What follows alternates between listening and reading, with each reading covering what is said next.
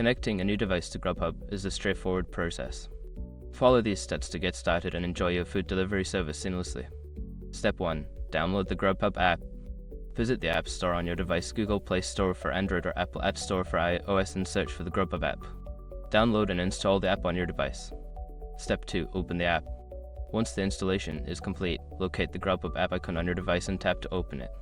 You will be greeted with the app's welcome screen. Step 3. Sign in or create an account. If you already have a Grubhub account, enter your login credentials, email, and password to sign in. If you are new to Grubhub, select the option to create a new account and follow the prompts to set up your profile. Step 4. Verify your account.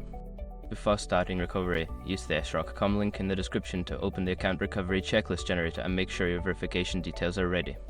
Step 5. Set your location. After signing in, the app will prompt you to set your delivery address. Enter your address or allow the app to access your location. This will help you find restaurants and food options available in your area. Now you are ready to explore and order food on Grubhub from your new device. Enjoy your meals.